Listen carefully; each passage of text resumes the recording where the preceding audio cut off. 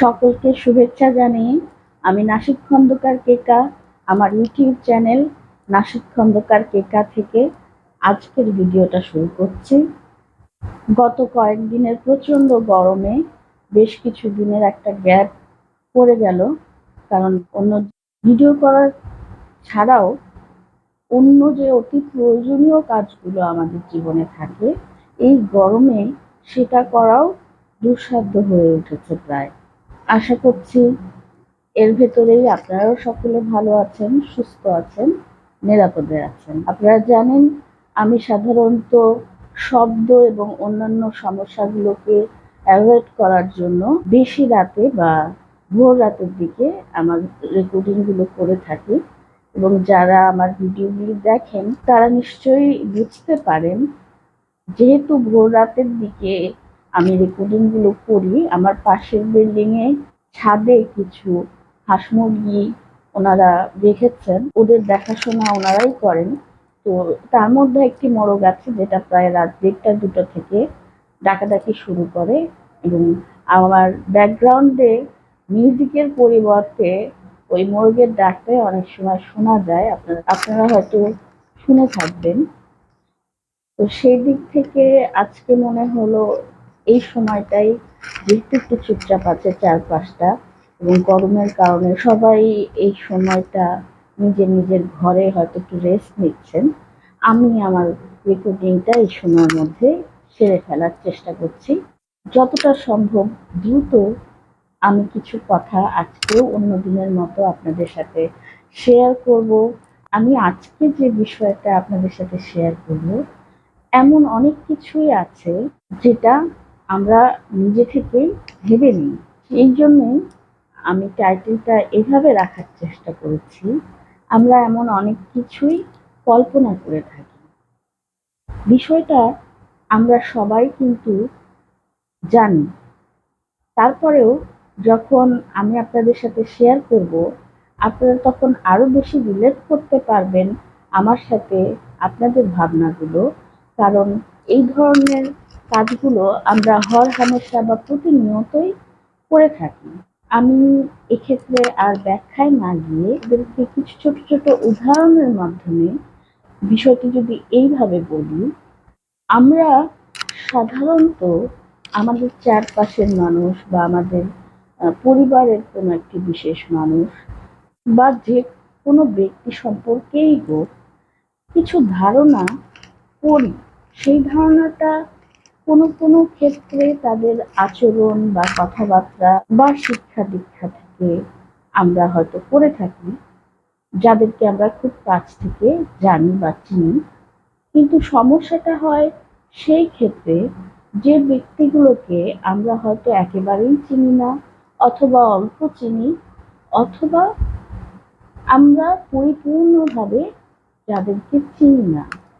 এইসব ক্ষেত্রে দেখা যায় আমাদের এই যে নিজেদের কল্পনা করে নেওয়া বা নিজেদের ভেবে নেওয়া বা নিজেরা একেবারে বিশ্বাস করে বসা বা নিজেদের উপর একটা অতিরিক্ত আত্মবিশ্বাস, আমি মানুষ চিনতে কখনো ভুল করি না, আমি সব মানুষকে সঠিকভাবে চিনতে পারি, এইটাই কিন্তু আমাদেরকে বিভিন্ন ধরনের সমস্যায় ফেলে দেয়। সেই সমস্যাগুলো কি? মানসিক সমস্যা।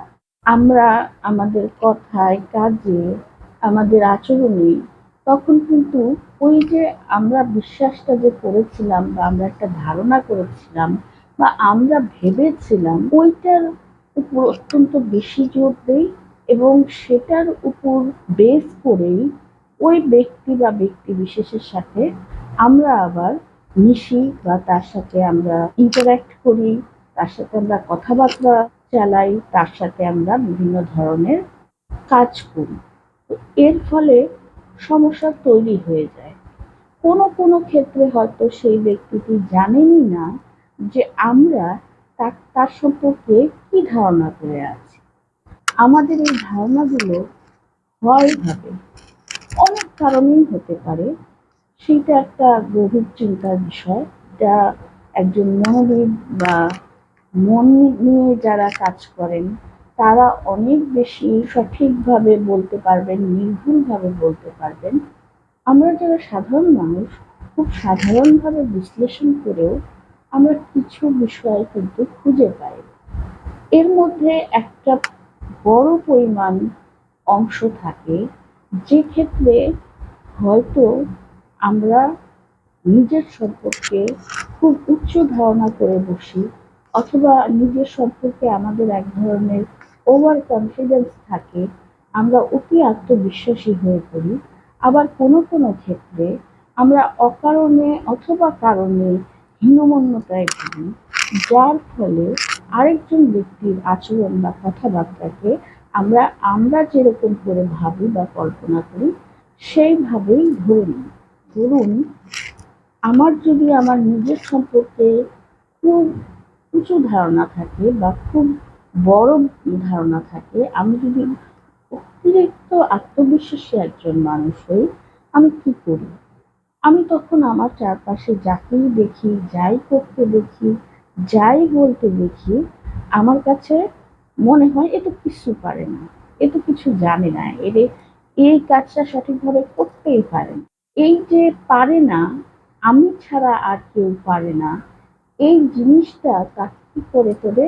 তাকে একজন এমন মানুষ করে তোলে যে সব কিছুতেই অন্যের সমালোচনা করে, অন্য সম্পর্কে এক ধরনের তুচ্ছ তাচ্ছিল্য কথাবার্তা বলে, তাকে নিয়ে অনেক ক্ষেত্রে হাসি তামাশা করে, তাকে ছোট করে কথা বলতে ভালোবাসে, এবং নিজেকে ছাড়া সে তার চারপাশে সবাইকে অযোগ্য, অকর্মণ্য এবং সকলকেই যা তা ভাবে।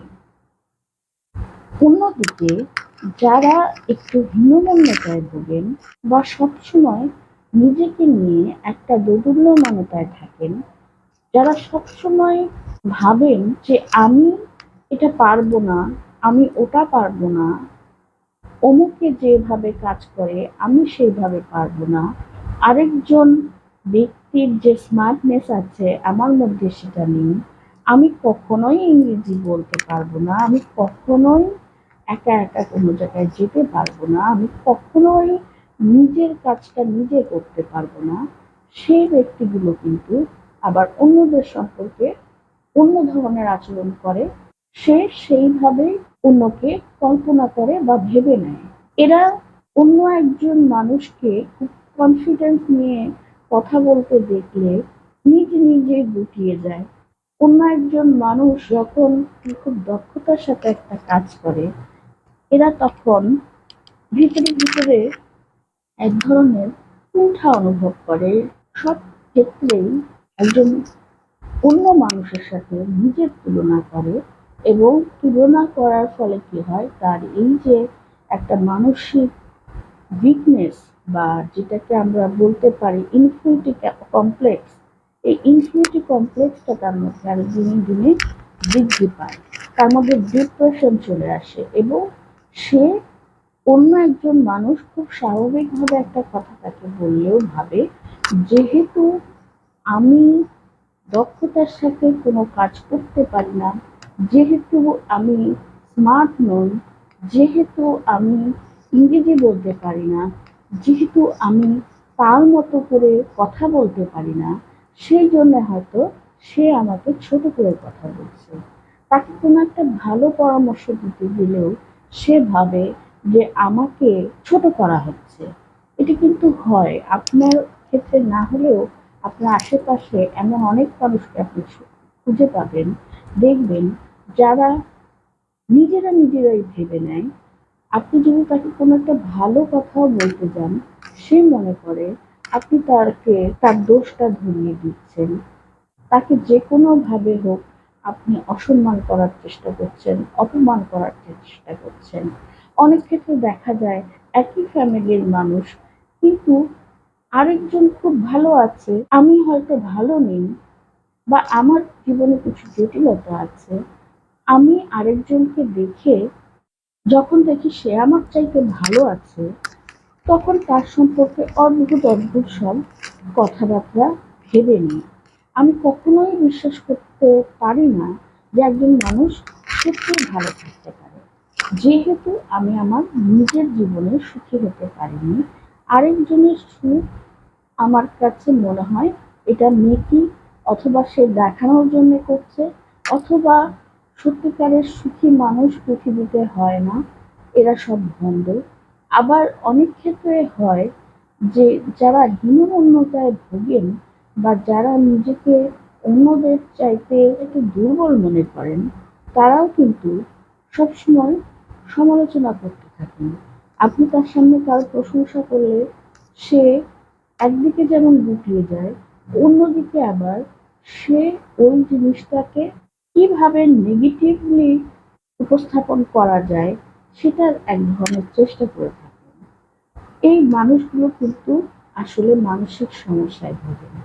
আমরা তাদেরকে অনেক সময় মনে করি যে এরা হিংসুটে, এরা হয়তো অন্য নানা রকম সমস্যা দ্বারা আক্রান্ত। আসলে এটা একটা মানসিক সমস্যা। এমন দেখা যায় একজন মানুষকে বাহ্যিকভাবে দেখেই আমরা তার সম্পর্কে কিছু কল্পনা করে নিই। একজন মানুষ দেখছি যে খুব হাসি খুশি, সে খুব সুন্দর করে পরিপাটি হয়ে পোশাক পরে বাইরে বের হয়েছে, সকলের সাথে মিশছে, হাসি মুখে আছে। আমরা ধারণা করে নিই এই মানুষটার জীবনে কোনো সমস্যা নেই, এ খুব সুখে আছে, এই জন্য এইভাবে সে চলতে পারছে। আমরা সকলেই কিন্তু চেষ্টা করি আমাদের খুব আপনজন ছাড়া অন্যদের সামনে আমাদের দুঃখ কষ্ট সমস্যাগুলোকে না প্রকাশ করতে, এবং সেটাই যুক্তিসঙ্গত। সকলের কাছে যদি আমি আমার সমস্ত কথা বলি, সেক্ষেত্রে বিষয়টা ভালো হয় না, বা এর ফলাফলও ভালো হয় না। আর বলবোই বা কেন, যেটা আমার একান্তই ব্যক্তিগত বিষয়, সেটা আমি সবার সাথে কেন শেয়ার করতে যাব?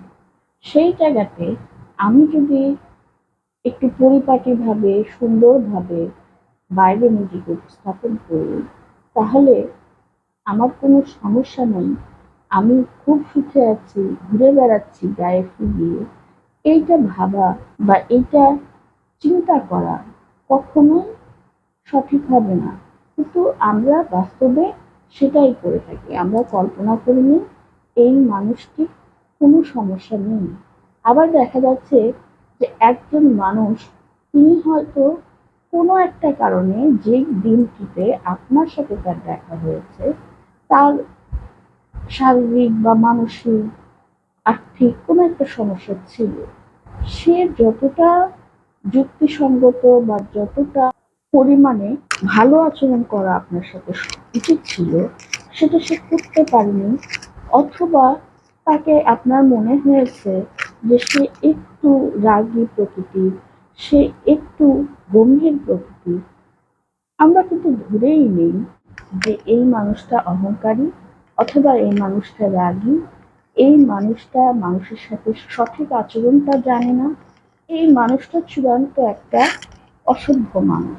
এক্ষেত্রে একবারও আমরা ঠিক ওই মুহূর্তে বা ওই সময়ে ওই পরিস্থিতিতে ওই মানুষটা কি অবস্থায় ছিল সেটা ভাবার চেষ্টা করি না।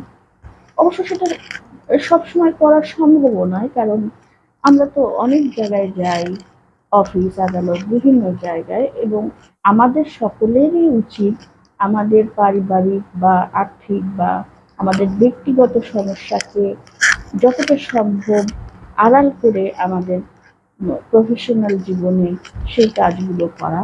কিন্তু আমরা তো রোবট নই, আমরা মানুষ, কাজেই সেই জিনিসটা সব ক্ষেত্রে সম্ভব হয় না। এই জিনিসটাও কিন্তু আমাদেরকে ভেবে দেখতে হবে। আমরা অনেক সময় এমন আচরণ করে থাকি যে ওই ব্যক্তিটা পরবর্তীতে অবাক হয়ে যেতে পারে আমার সাথে এরকম কেন করছে, অথচ আমরা ওইরকম আচরণ করছি কারণ এর আগের দিন তার সাথে যখন দেখা হয়েছিল, সেই ব্যক্তিটি হয়তো আমাদের সাথে সঠিক যে আচরণ সেটি করেনি। এক্ষেত্রে আমি আপনাদেরকে এটুকু অনুরোধ করতে চাই যে ঠিক আছে, আপনার সাথে উনি হয়তো সঠিক আচরণটি করেনি, আপনারও যেহেতু যে তার সাথে ভালো ব্যবহার করার কোনো দরকার নেই, কিন্তু যতটা সম্ভব ভদ্রচিত আচরণ তার সাথে আপনার করাটা উচিত। আপনার সাইড থেকে যেন কোনো রকম গ্যাপ না থাকে, সেই জিনিসটা আপনার দেখতে হবে। একবার মাত্র দেখে আমরা যদি কল্পনা করে নিই কোনো একজন ব্যক্তি রাগী, অহংকারী, তাহলে এই জিনিসটা সঠিক হবে না। আমাদের এই কল্পনায় অনেক ভুল থেকে যাবে। আমরা অনেক সময়ই অনেক বাচ্চাকে অনেক এমন কথা বলে ফেলি যে সেটা তার জন্য খুব কষ্টকর হয়। বাচ্চা বলতে আমি এমন বলবো না যে বাচ্চারা কিছু বোঝে না। এখন তো একেবারে ছোট বাচ্চারাও কিন্তু অনেক কিছু বুঝে ফেলে। আমাদের সময়ও যখন আমরা ছোট ছিলাম, আমার এমন অনেক কথা মনে আছে যে আশেপাশের অনেক, আমরা যাদেরকে চাচি বলতাম, খালা বলতাম, মামু বলতাম বা চাচা বলতাম, তারা আমাদেরকে এমন অনেক কথা বলেছে যেটা হয়তো আজ পর্যন্ত আমরা ভুলতে পারি না, বা এখন এসে এই বয়সে এসে হয়তো বলতে পারি, কিন্তু এতদিন যেটা হয়তো কাউকে বলতে পারিনি। কারণ কি, তখন আমি প্রচন্ড কষ্ট পেয়েছিলাম ওই আচরণ থেকে, কিন্তু সেটা আমি প্রকাশ করতে পারিনি। তো আমাদের আচরণ যেন এমন না হয় যে আচরণে একজন মানুষ এতটাই কষ্ট পায় যে সেটা কাউকে সে বলতেও না পারে। এটা আমরা কেন করি? আমরা তখন কল্পনা করি, ও তো বাচ্চা, ও তো একটা শিশু, ও আমাদের এই কথাগুলো হয়তো ওইভাবে নেবে না বা বুঝবে না। কিন্তু আমাদেরকে ভাবতে হবে যে একটা শিশু কিন্তু অনেকখানি বোঝার শক্তি রাখে, যেটা হয়তো সে ওইভাবে ব্যাখ্যা করে না বা বলে না। এমন অনেক সময় দেখা যায়, দেখবেন একজন মানুষ খুব ঠিকঠাক চলছে, সে বাজার হাট করছে, বাড়ির অন্যান্য কাজ করছে, কোনো কাছ থেকে আপনি কখনো কোনো রকম সমস্যার কথা শুনেননি, কোনো অভাবের কথা শুনেননি। আমরা কিন্তু কল্পনা করে নিই ওই মানুষটা বেশ আছে, তার কোনো অভাব নেই। দেখা যায় যে তার কাছে আমরা কারণে অকারণে যে টাকা ধার করছি, তাকে হয়তো আমরা এটাও বলছি কথায় কথায়, আপনার তো কোনো সমস্যা নেই, অর্থনৈতিক দিক দিয়ে ভালো আছেন, আপনি সব দিক থেকেই একটা নিরাপদ অবস্থানে আছেন।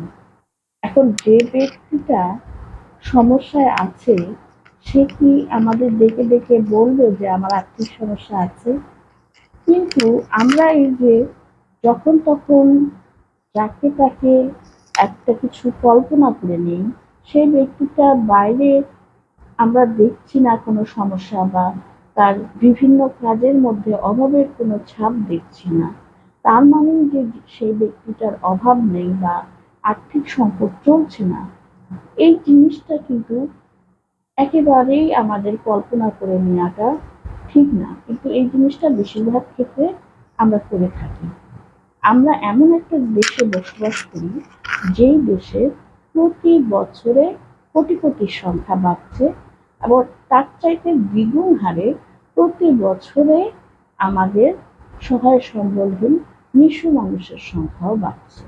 সেটা বন্যায় হোক, সেটা ঝড়ে জলোচ্ছ্বাসে হোক, সেটা অন্য যে কোনো কারণে। এখন এই যে কোটিপতিরা, এরা আবার একটা আলাদা জগতে বসবাস করছে হয়তো। এরা ভাবছে যে দেশ তো অনেক উন্নত হচ্ছে, দেশের তো কোনো সমস্যা নেই। আমরা যেটা আমাদের রাজনীতিবিদদের মুখে সবসময় শুনি, উন্নয়নের জোয়ার বয়ে যাচ্ছে চারদিকে।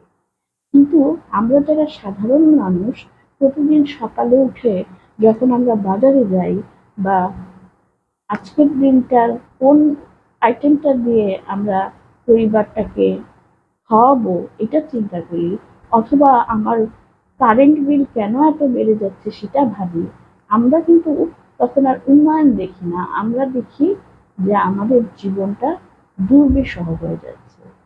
একদিকে যেমন যারা ধনী, তারা ভাবছে, কল্পনা করছে যে দেশ তো উন্নয়নের জোয়ারে ভাসছে, আবার একই সঙ্গে আমরা যারা সাধারণ মানুষ, অথবা যারা আরো একেবারে নিম্ন মধ্যবিত্ত শ্রেণীর মানুষ, তারা ভাবছে যে এই কোটিপতিগুলো কত শান্তিতে আছে, এদের জীবনে কোনো অশান্তি নেই।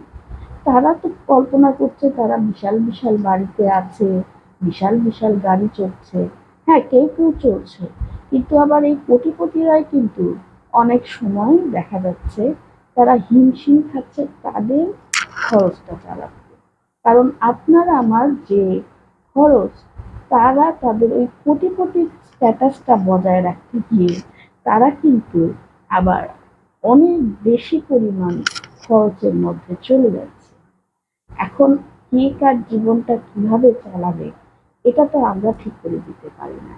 হ্যাঁ, আপনি বলতেই পারেন যে চারপাশের মানুষের মধ্যে এত অভাব, আর কোটিপতি সে আবার আর্থিক সংকটে পড়ছে। আমরা যখন আজকে বিভিন্ন সময়ে চিন্তা এবং বাক স্বাধীনতার কথা বলছি, সেখানে স্বাধীনতা তো অবশ্যই থাকবে, কিন্তু এই যে চিন্তার স্বাধীনতা, এইটা প্রয়োগ করার আগে আমাদের কিছু বিষয় ভাবতে হবে যে আমরা কি চিন্তা করছি, কি কল্পনা করছি। একটা শিশুর জায়গা থেকে আমি তার অবস্থানটা চিন্তা করতে পারছি তো, অথবা একজন বয়স্ক যে বৃদ্ধাশ্রমে আছে সেই মানুষটার জায়গা থেকে একজন বয়স্ক নাগরিকের যে চিন্তা ভাবনা, সেইটা আমি কতটুকু ভাবতে পারছি।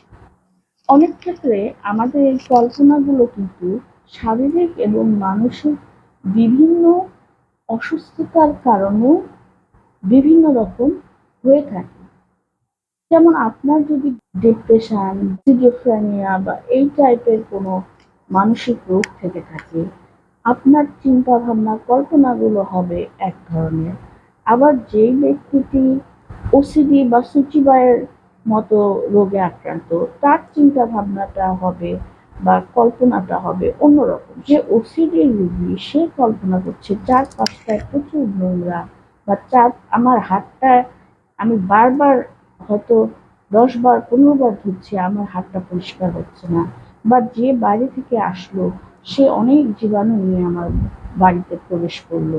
আবার যে সিজোফ্রেনিক সে এক ধরনের অদ্ভুত পৃথিবীতে বসবাস করে, তার কল্পনাটা অন্য ধরনের। এবং যে ডিপ্রেশনের রোগী, তার কাছে সব কিছুকেই চরম হতাশাজনক মনে হয়। সে তার জীবনের কোনো প্রয়োজনীয়তাটাই সমাজে বা পৃথিবীতে দেখতে পায় না। সে সবাইকেই সুখী দেখে, আনন্দিত দেখে, শুধু নিজেকে ছাড়া। এই কল্পনাটা একজন মানসিক রোগীর ক্ষেত্রে হতেই পারে, কিন্তু আমরা যখন স্বাভাবিক মানুষও এই ধরনের কল্পনা করি, সেক্ষেত্রে আমাদের কল্পনা করাটাই পরিবর্তন আনা খুবই দরকার। কাউকে আমরা একটু বেশি সাজগোজ করতে দেখলে আমরা ভাবি এই মহিলা হয়তো সেইভাবে ধর্ম চর্চা করেন না বা ধর্মীয় আচার বিধি মেনে চলেন না। কাউকে একটু খোলা মনে কোনো বিষয়ে আলোচনা করতে দেখলে আমরা বলেই ফেলি সরাসরি যে সে নাস্তিক। এই জিনিসটা কেন? আবার এর উল্টোও আছে। আপনি দেখবেন কিছু কিছু মানুষ ইদানিং খুব বেশি বেড়ে গিয়েছে, যাদের চিন্তা ভাবনাটা এরকম যে অসাম্প্রদায়িক মানে সে নাস্তিক বা সে ধর্মে বিশ্বাস করে না। বিষয়টা তো সেটা নয়। অসাম্প্রদায়িক বা ধর্মনিরপেক্ষ মানে প্রত্যেকটা ধর্মকেই সম্মান করি। এর মানে এই নয় যে আমি কোনো ধর্ম মানি না। এই ধারণাটা অনেকের মধ্যেই আছে, এবং ধারণাগত ভুলের কারণে এই যে একজন মানুষকে আমি বোরখা পরে দেখলেই কল্পনা করে নিচ্ছি এই মানুষটা চূড়ান্ত একটা মধ্যযুগীয় বর্বর ধর্মচর্চার বন্ধনে আবদ্ধ মানুষ, বা এর মধ্যে আধুনিকতার কোনো ছোঁয়া নেই, শিক্ষা দীক্ষার কোনো ছোঁয়া নেই। বা একজন তরুণকে দাঁড়িয়ে রাখতে দেখলেই আমরা মনে করছি এ নিশ্চয়ই কোনো জঙ্গিবাদী সন্ত্রাসী টাইপের মানুষজন, বা এ নির্দিষ্ট একটা শিক্ষায় শিক্ষিত মানুষ। হ্যাঁ, এক্ষেত্রে অনেক সময় মিল পাওয়া যায় বিষয়গুলোর সাথে, কিন্তু সবাইকে যে একই পাল্লায় ওজন করতে হবে এর তো কোনো মানে নেই। আমাদের ভাবনার মধ্যে এই যে অসহনীয়তা, এটা আমাদের নিজেদেরকেই আরো ছোট করে। আমরা অনেক সময় দেখা যায় যে কিছু আঞ্চলিক বা সামাজিক কুসংস্কারের কারণে কোনো কোনো মানুষকে দেখে কিছু একটা কল্পনা করে নিই। আজকাল আপনারাও দেখবেন বিভিন্ন সোশ্যাল মিডিয়ায় বিভিন্ন ব্যক্তিদের, যারা নিজেদেরকে হয়তো ধর্মের একজন প্রচারক মনে করছেন, তারা হয়তো বলছেন এই 6 শ্রেণীর মহিলাকে কখনো বিয়ে করবেন না, এই ধরনের মহিলারা কোনোদিন বেহেশতে যেতে পারবেন না, এই টাইপের কথাবার্তা। তো এই টাইপের কথাবার্তা যারা শোনেন, এদের আবার ফ্যান্স অ্যান্ড ফলোয়ার প্রচুর, এবং প্রচুর ভিউজ এদের চ্যানেলে। তো এই টাইপের কথাবার্তা যারা বলেন, তাদের যেহেতু ফ্যান্স অ্যান্ড ফলোয়ার অনেক আছে, তাদের ভিডিওগুলিতে অনেক লাইকও পড়ে, শেয়ারও হয়। তো এই মানুষগুলোর কথা তার মানে কেউ কেউ বিশ্বাস করেন, এবং এই ধরনের কথাবার্তায় বিশ্বাসী মানুষরা আবার, তারা আবার ওইসব জিনিস মেলান যে এই 6 ধরনের মহিলা, তাহলে এই 6 ধরনের মহিলার মধ্যে তো ওই মেয়েটা পড়ে, ওই মেয়েকে বিয়ে করা যাবে না, অমুক মেয়ে তো পা লম্বা, অমুক মেয়ের গায়ে লোম আছে বড় বড়। মানে এই ধরনের নানা ধরনের বাজে কুসংস্কার বা বানোয়াট কথাবার্তায় মানুষ বিশ্বাস করে অন্য একজন ব্যক্তি সম্পর্কে কল্পনা করে নেন। ইভেন কিছুদিন আগে পর্যন্ত এখন যাদেরকে আমরা একেবারে সভ্য মনে করি, সেই সব দেশগুলিতেও ভূত বা ডাইনি বলে অনেক নারীকে পুড়িয়ে মারা যেত। এই যে আমাদের উদ্ভট কিছু কল্পনা, বা কিছু মানুষ দ্বারা প্রভাবিত হয়ে এই যে আমরা কল্পনাগুলো করি, এতে আমাদের কিন্তু বিরাট ক্ষতির সম্ভাবনা হয়, এবং একই সাথে আমরা আমাদের সন্তানদেরকেও এগুলো দ্বারা প্রভাবিত করি। অনেক সময় দেখা যায় আমরা কোনো একটা মানুষ সম্পর্কে সঠিক তথ্যটা জানি না, বা কোনো একটা বিষয় নিয়ে আমরা সঠিক তথ্যটা জানি না, বা আমরা যে তথ্যটা জানি সেটা হয়তো কোনো অথেন্টিক তথ্য নয়, সেটা হয়তো নির্ভরযোগ্য কোনো জায়গা থেকে পাওয়া নয়। তারপরেও আমরা সেই বিষয়টাকে কল্পনা করে সেইটা নিয়ে বিভিন্ন ধরনের কথাবার্তা, বিভিন্ন ধরনের আচরণ করে থাকি, যার ফলে কিন্তু অনেক সমস্যা তৈরি হয়। এই জায়গায় আমি আপনাদের ছোট্ট একটা গল্প বলি। আমার এই বিল্ডিং এরই একজনের সাথে, তার কারণেই একদিন আমি অযৌক্তিক একটা তর্ক বিতর্কের মধ্যে জড়িয়ে গেলাম, এবং সে যেহেতু বিভিন্ন নেগেটিভ কথা বলছিল, আমিও বাধ্য হচ্ছিলাম তার দু একটা কথার উত্তর দিতে। যা হোক, সেই ঘটনা সেখানেই শেষ হয়ে গেল। এবং তারপর থেকে আমি লক্ষ্য করলাম আশেপাশে তার 3-4 জন আরো যারা খুব কাছের বন্ধু বান্ধবী ছিল, তারা আমার সাথে কথা বলছে না।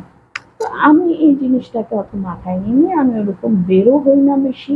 কাজে আমি যখন বের হই আমার কাজে আমি চলে যাই। আমি লক্ষ্য করছি কিছুদিন ধরে যে ভদ্রমহিলাটির সাথে আমার তর্ক হয়েছিল, সেই মহিলাটি কিন্তু আমাকে দেখতে সালাম দিচ্ছেন, আমি কেমন আছি জানতে চাচ্ছেন, এবং স্বাভাবিকভাবে তিনি যেহেতু আমাকে সালাম দিচ্ছেন, আমার কথা জিজ্ঞেস করছেন, আমিও তার উত্তর দিচ্ছি। কিন্তু যারা তার কাছে শুনে অথবা তার দ্বারা প্রভাবিত হয়ে আমার সাথে কথা বলছেন না, তারা কিন্তু এখন লজ্জাই হোক বা যে কোনো কারণেই হোক, তারা আর আমার সাথে কথা বলতে পারছেন না। এই যে আপনি যে তথ্যটা জানেন না, বা যে ব্যক্তি সম্পর্কে আপনার কাছে কোনো একটা ব্যাপারে সুনির্দিষ্ট তথ্য নেই, সেইটা নিয়ে কল্পনা করে আমরা যখন তার সাথে আচরণ করি বা কোনো কথা বলি, সেটা কিন্তু অনেক বাজে পরিস্থিতি তৈরি করতে পারে। এই জিনিসটা আমাদেরকে সবসময় মাথায় রাখতে হবে।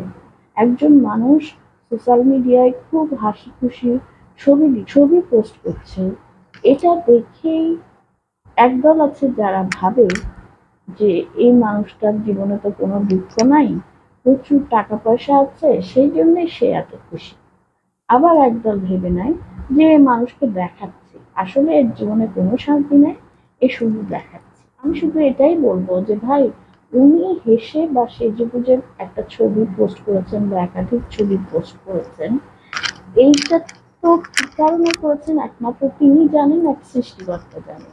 আমাদের এইসব বিষয় নিয়ে এত কল্পনা করে, এত মাথা ব্যথার সৃষ্টি করে আমাদের নিজেদের মানসিক সমস্যা তৈরি করার কি দরকার? আমরা একটু শান্তিতে থাকতে পারি। যে সময়টা আমরা পাশের বাড়ির ভাবিকে নিয়ে ভাববো, সেই সময়টা আমি আমার মাথাটাকে অন্য একটা কাজে ব্যস্ত রাখি। যে সময়টা আমি অন্যদেরকে বিভিন্নভাবে কল্পনা করব, তাদের চরিত্রকে বিশ্লেষণ করার চেষ্টা করব না জেনে, সেই সময়টা আমি বরঞ্চ একটু অন্যভাবে তাদের চরিত্রগুলো বিশ্লেষণ করার চেষ্টা করি, অন্যভাবে জানার চেষ্টা করি যে ওই আচরণটা বা ওই ধরনের কাজগুলো তারা কেন করেন। আবার দেখা যায় কিছু কিছু মানুষ এমন আচরণ করেন যে অন্যরা তার সম্পর্কে কিছু কল্পনা করতে বাধ্য হন। এই ধরনের মানুষও আছেন। আমরা যে শুধু অন্যকে দেখেই কল্পনা করি তা না, অন্যরাও অনেক সময় আমাদেরকে প্রভোগ করে, আমাদেরকে বাধ্য করে তার সম্পর্কে বিভিন্ন চিন্তাভাবনা বা কল্পনা করতে। যেমন আমি যদি সারাক্ষণ বিভিন্ন টাকা পয়সা বা এ সংক্রান্ত বিষয় নিয়ে কথা বলে যাই, বা আমার কি পরিমাণ সহায় সম্পত্তি আছে, আমার কোন কোন ব্যাংকে কি আছে, আমার গয়নাগাটি কি আছে, এসব নিয়ে আলোচনা করি, তখন মানুষ নিঃসন্দেহে ভাববে যে আমার আর্থিক অবস্থা খুব ভালো, আমি সেটা করছি। আবার আমি যদি একেবারে বেহিসেবের মতো খরচ করছি, তখন স্বাভাবিকভাবে মানুষ এটাই ভাববে যে এই মেয়েটা হয় প্রচুর আছে, অথবা এর কোনো বুদ্ধিই নাই। আবার যখন আমরা দেখছি যে একটা নিম্নবিত্ত বা নিম্ন মধ্যবিত্ত পরিবারের একটা মেয়ে বা ছেলে বা মহিলা, যে কেউ হোক, সে একটা দামি জিনিস কিনছে, সঙ্গে সঙ্গে আমরা ভেবে নিচ্ছি যে ওর এত সমস্যা, ওর এই দামি জিনিসটার কি দরকার। এখন ওর আয় কম, ওর সম্পদ কম, ওর আর্থিক অবস্থা খারাপ, তার মানে আমি কেন এটা কল্পনা করে নেব যে ও কোনোভাবেই কোনো এক্সপেন্সিভ জিনিস কিনতে পারবে না, বা ভালো মানের একটা গয়না পরতে পারবে না, ভালো মানের একটা শাড়ি পরতে পারবে না, একটা কাপড় পরতে পারবে না। আমার এই যে ভাবনার দুর্বলতা, এটা কিন্তু অনেক সমস্যা তৈরি করে। আবার অনেক সময় অনেককে দেখবেন যে এত খোলামেলা মানুষের সাথে মিশছে, সেই জায়গায় অনেকেরই ভুল হয়ে যেতেই পারে। তখন যখন তার সাথে কোন একটি ছেলে বা মেয়ে আরো খোলামেলা হয়ে মিশতে যায়, তখন সে কিন্তু রেগে যায় বা প্রতিবাদ করে। এই যে প্রথমে তার নিজেকে খুব স্বাধীন বা নিজেকে খুব খোলা মনের মানুষ হিসাবে দেখানো, এবং পরবর্তীতে তার এই ধরনের আচরণ, এই দুইটা কিন্তু এক নয়। এবং ওই প্রথম আপনার তার সাথে দেখার পরে আপনি তাকে যেভাবে দেখবেন, তার যেভাবে আচরণগুলোকে ব্যাখ্যা করবেন, তার কথাগুলোকে ব্যাখ্যা করবেন, সেটাই আপনার মাথায় কিন্তু থেকে যাবে। কাজেই আমরা যা, আমাদের উচিত সেটাই অন্যের কাছে দেখানো, সেটা নয় যেটা আমরা হতে চাই। আমরা যেটা হতে চাই সেটা আমরা আস্তে আস্তে অভ্যেসের মাধ্যমে, চর্চার মাধ্যমে আমাদের জীবনে একসময় হতে পারবো। কিন্তু আমি যা না, তার অপোজিট একটা জিনিস আমার হওয়ার ইচ্ছা থাকলেও সেটা না হওয়া পর্যন্ত সেটা দেখানো অন্যের কাছে আমার কখনো উচিত হবে না। যার ফলে মানুষ কিন্তু আমার সম্পর্কে একটা অন্যরকম কল্পনা বা ভাবনা মনের মধ্যে তৈরি করে থাকতে পারে, এই বিষয়টাও আমাদের ভাবতে হবে। অনেক ম্যারিড মহিলা বা ম্যারিড পুরুষ তারা এমনভাবে মিশে যে বোঝাই যায় না যে তারা ম্যারিড। তারপরে একজনের সাথে যখন সম্পর্ক হয়ে যায়, পরিস্থিতি এমন হয় যে তখন সে বলতে বাধ্য হয় আমি ম্যারিড। এই জিনিসটা যদি প্রথম থেকে খোলামেলা থাকতো, তাহলে হয়তো ওই মেয়েটি বা ওই ছেলেটি একটা ম্যারিড ছেলে বা একটা ম্যারিড মহিলার সাথে সম্পর্কে যেত না। এই যে আমরা নিজেরা যা সেটাকে গোপন করে বা সেটাকে আড়াল করে অন্যভাবে নিজেদের দেখানো, উপস্থাপন করা, এই জিনিসটাও কিন্তু আমাদেরকে অন্যের সম্পর্কে কল্পনা করতে বাধ্য করে। আরো অনেক কিছুই বললে বলা যায়, কিন্তু আমি বেশি আর বাড়াতে চাই না। আমি শুধু এটুকুই বলবো, এটা যেমন ঠিক যে সমস্যার ক্ষেত্রে অন্যের জায়গায় নিজেকে দাঁড় করিয়ে তার অবস্থাটা বিচার করুন, একইভাবে আপনি যদি কোনো সমস্যায় পড়তেন বা কোনো জটিল পরিস্থিতিতে পড়তেন, আপনি কি ধরনের আচরণ করতেন, কি ধরনের কথা বলতেন, সেটাও কিন্তু আপনার ভাবতে হবে।